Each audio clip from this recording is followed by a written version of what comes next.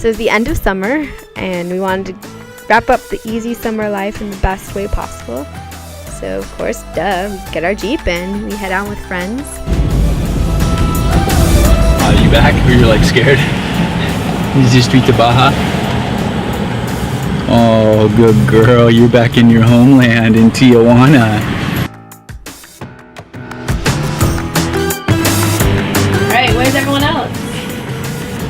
We just crossed the Mexican border into Tijuana, and we thought we were going to get stopped because we're pulling a trailer, and we usually always get stopped at least for a while. And the other guys are in 4Runners, so everything's inside. But they got pulled to secondary and had to go to the scanning, and the guy just kind of let us through super fast. And so now we're just sitting on the side of the highway waiting for them to be done with getting scanned.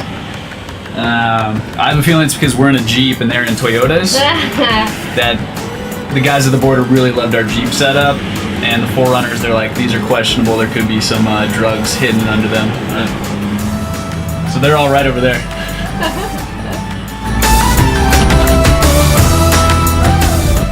We head down south to find wide open Mexico beaches and maybe even some waves.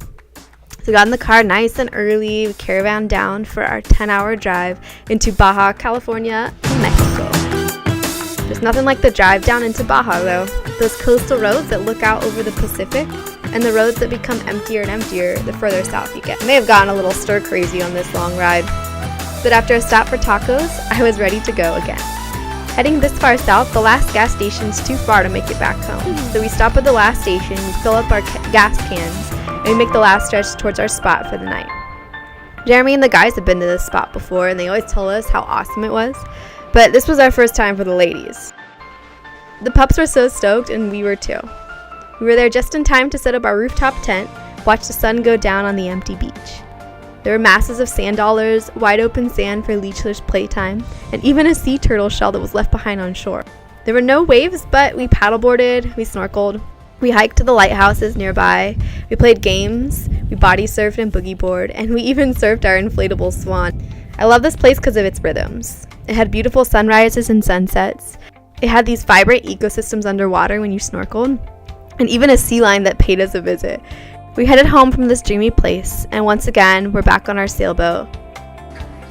So the first thing we did when we got home, sail. We did have a guest, Kai's friend, Carl, on board. He's quite the sailing dog now as well. He's a little bit unsure still about the dinghy though. We're becoming a better sail team though, Jeremy and I. I'm getting stronger at tacking. Yet, I'm still working on my sea legs. Sailing impresses me. We're using solely the power of wind. It's an art of knowing how to work with the wind, but the quiet when you turn off the engine is my favorite part.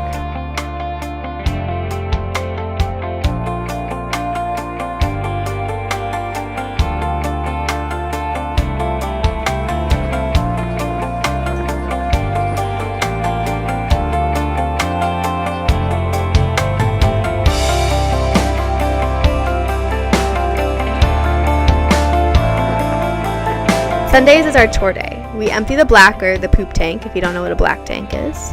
There's a public dock nearby where we pull in just like you would with an RV or a trailer, and you hook up, you suck out the doo-doo. Then we rinse the boat, we refill the boat with our water for the week, and we head on out. We're using about 30 gallons of water a week, and our boat stores 50. We're loving life here on the boat. It's simple, it's small, it keeps you in tune with the wind and the sun.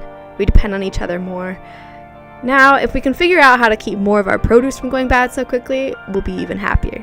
So if you have any tips, hit us up. Thanks for tuning in as we reinvent our normal.